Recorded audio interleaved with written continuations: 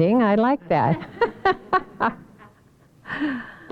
This isn't part of my talk, but I don't know about you, but all night long I kept hearing this voice telling me, it's later than you think. Yeah. And sure enough, it was. All right, well, the Buddha said, all that we are is the result of what we have thought. The mind is everything. What we think, we become. The mind is everything because it conjures up images of everything that we see in our mind and in the world around us. Everything that's anything to us.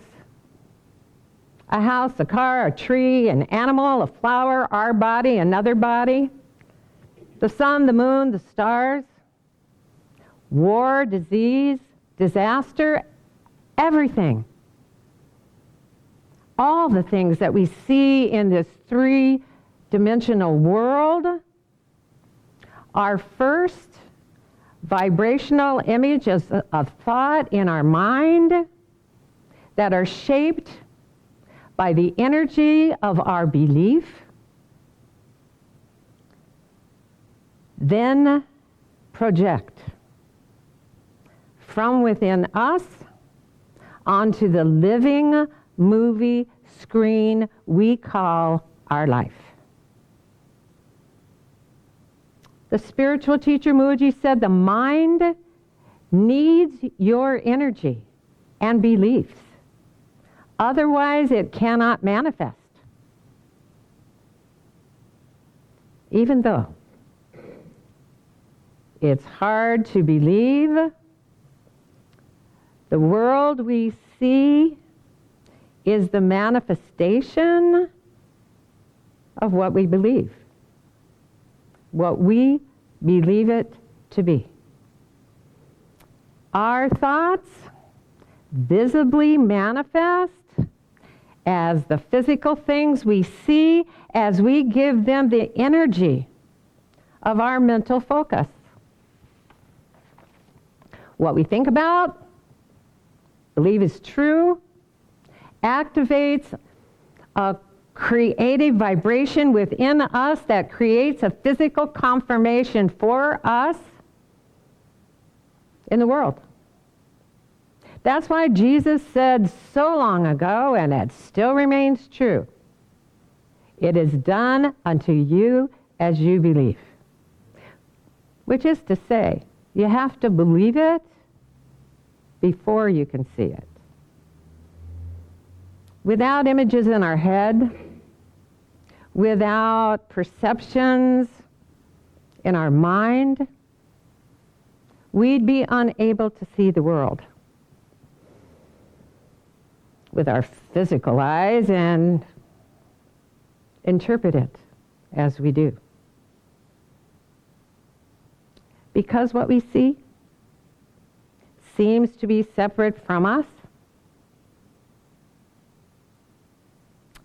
we think that what we see was there before we saw it and has nothing to do with us. I mean, we're here, it's there, and we're looking at it. But it's how we're looking at it that causes it to be what it is to us. That's why, and that's the only reason why we can change our thinking and change our experiences of life. Now, for most of us, the images in our head and the perceptions of our mind come from hand-me-down thoughts that were given to us by our well-meaning parents and teachers and all of those other authorities that we believe knew, because they told us they did, what the world is all about. And in the process of focusing so hard on what we were told is true, we forgot the truth we knew before we came into this world. We forgot we came into this human environment to discover more and more of our spiritual nature so that we could express it in form, so that we could see it. We forgot that we came here to discover our power of choice so that we could be unique in our self-expression. And we forgot that even though we're expressing ourselves physically, there's so much more to us that's non-physical, that's spiritual. A greater part of us that is here for us all the way through this human adventure, because it's the only life within us. Always has been, always will be, and is right now. Fortunately, our inner being, the life within us, hasn't forgotten who we are or why we're here. And when we look for it, there is a knowing within us that we are creating our life. In this world, our life on earth, a life we intended to enjoy living every day with the thoughts of our mind.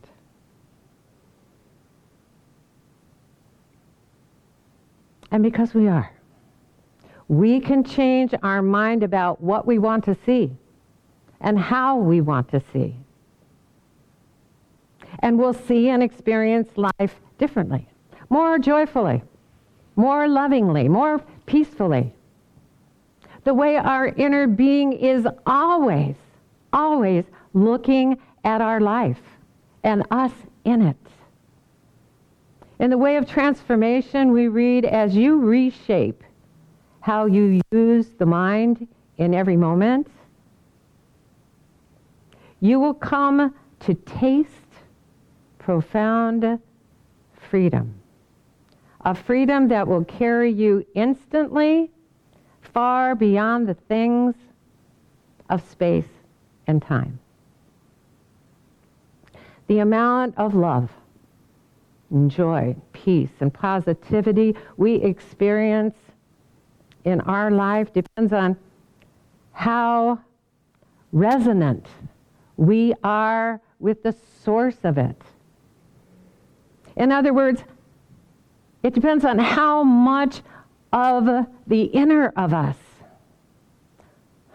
we allow into our outer experience through the vibration of our focus. We look at the world, all of us, through eyes that are directed to see only what the mind tells us is there. As far as our mind is concerned, there's nothing else to see. Without our thoughts about things, without our perceptions of right and wrong, without our beliefs about what's good and what's bad, without a thought about the world, we wouldn't have a care in the world. Every moment would seem to us to be an empty space full of possibilities. Not the kind of empty space you might be thinking about. Not the kind that we experience when we momentarily forget somebody's name or forget a word or we forget something that happened in the past. And it's not an empty space that seems like a forgetting of the thoughts that have resulted in all that we've become and experienced so far, but rather an empty space that is a gap between thoughts that has only a clear yes in it. Because our inner being is that space and has no resistance at all to our having everything or anything that we want. It's an empty space of allowing anything to be. Right now, the greater part of us, the being within us, is fully aware of the pure, positive, creative energy in which we live that's held together infinitely through the power of love.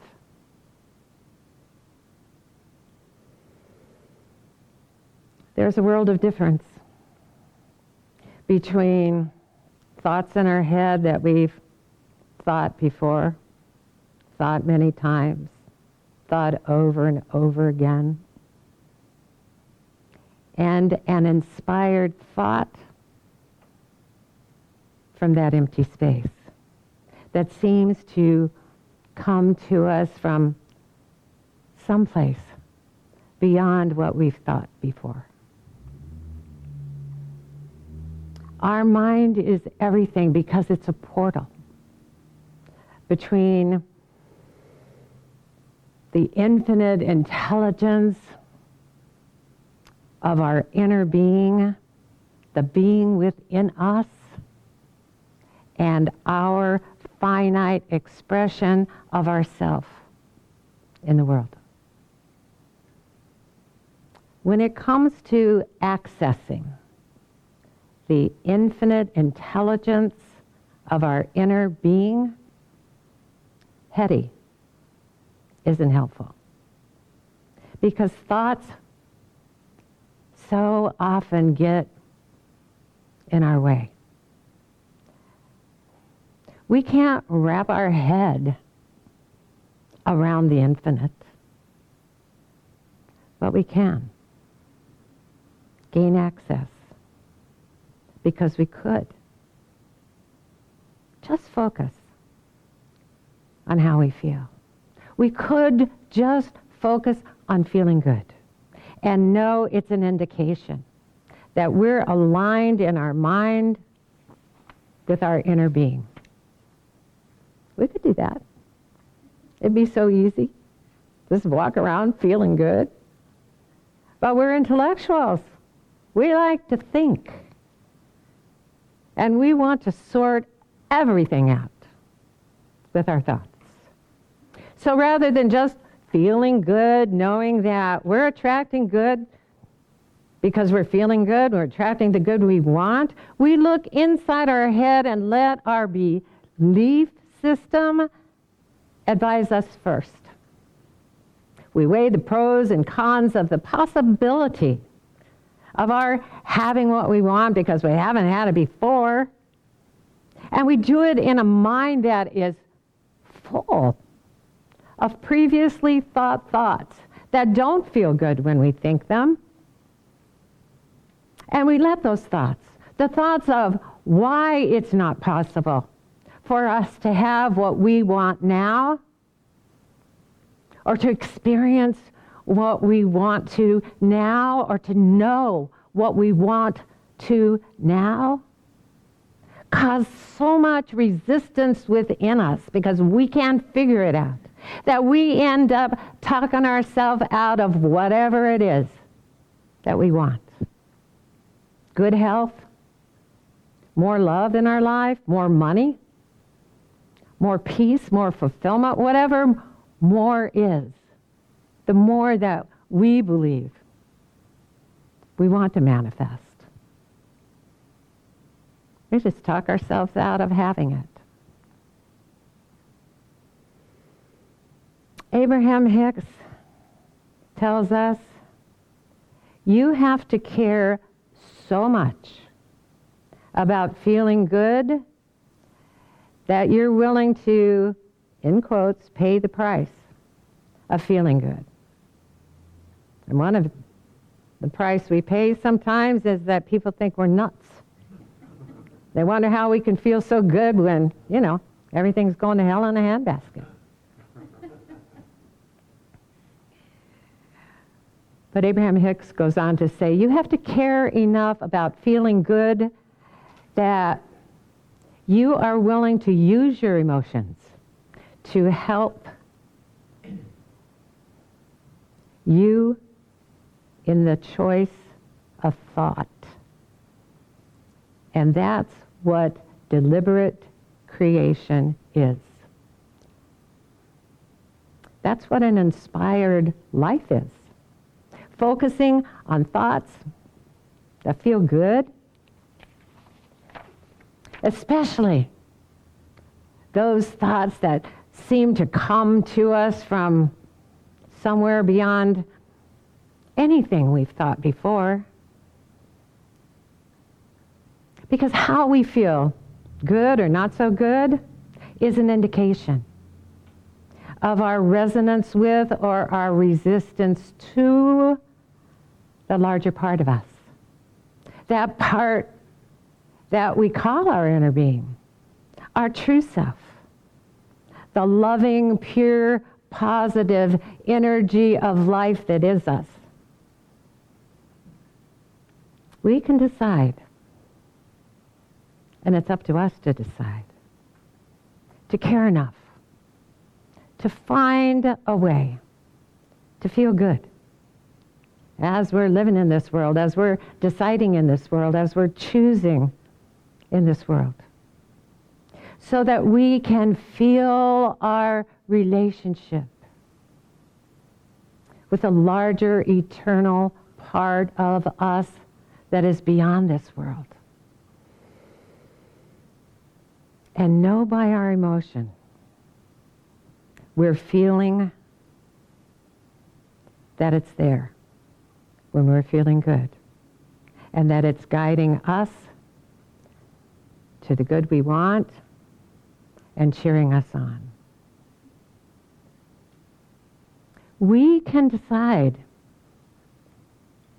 that it's time, right now, for us to live in our body and enjoy it, to have our unique and valuable human experience of discovery and more awareness, and to flow through it all, feeling good, looking for what we prefer and looking only at what we prefer,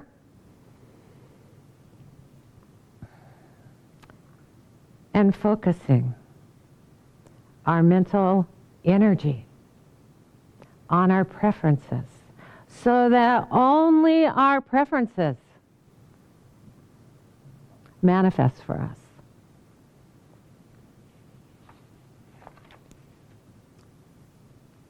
As we reshape our use of the mind by being more aware that our thoughts are the medium, the very instrument for creating all that we've become and all that will come next. And then reshaping our use of the mind by being aware of how our thoughts are causing us to feel, to notice. And when we're feeling good, we'll know that we are attracting good. And when we're not, we're not. we'll know.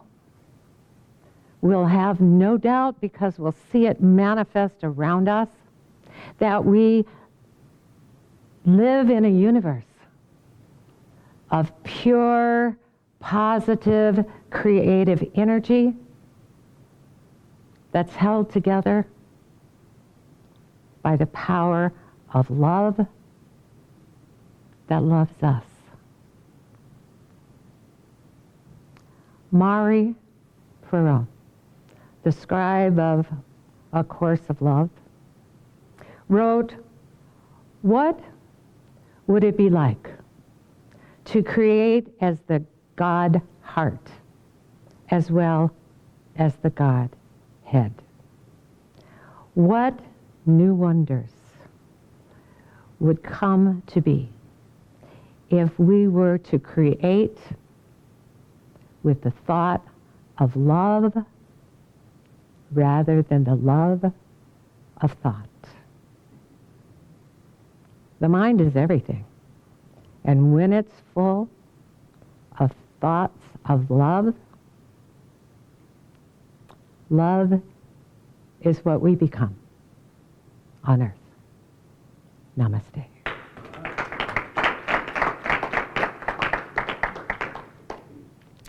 All right. Well, this is the time of our service when we say thank you. Thank you again for being here. Thank you for all that you are, for your awareness, for your being. Thank you. Thank you for showing up here. Thank you for showing up live stream or video later on. Thank you. Thank you for being in the world. It's a good place to be when we let it be. And thank you all, everyone here and there, wherever you are, that are supporting us financially. Because we're on the move. And that takes financial support. It takes financial support, as you know, for us to be here on Sundays and be together and talk about how good it is. So if you'd like to hear some more of that, experience some more of that, feel a part of this journey that we're taking and join that journey, then there are ways. We have our ways. And if you don't know what those ways are, then our treasurer, Dr. Jamie Phillips, is here to tell you all about them. Good morning. Good morning. Great talk. Thank you. If you would like to donate, that was kind of a hard segue. Maybe I should sing a tune or something. No. Yeah. Thanks, Jim. Love you too. Okay. If you would like to donate to the Life Enrichment Center, we'd love to have you donate. You can do so if you're watching this online via Facebook. There's a donate button on our Facebook page, Life Enrichment Center, facebook.com/Life Enrichment Center. You can go to our website, lecflint.com. There's a donate button on that site, and that's where you can hear the podcasts or see the videos later this week. You can go to PayPal. Our PayPal email address is 2512. No, it isn't, is it? Man, I'm blowing this today. Hang on, I got to sing a song. More, more, more. How do you like it? How do you like it? Okay, I'm back. Okay, our PayPal email address is lec2512@gmail.com. Our P.O. Box, which you can send a check to, is Life Enrichment Center, P.O. Box 321294, Flint, Michigan 48532.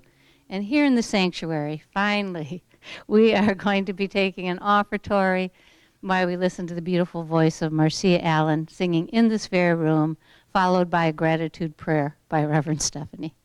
Thanks for being with me today.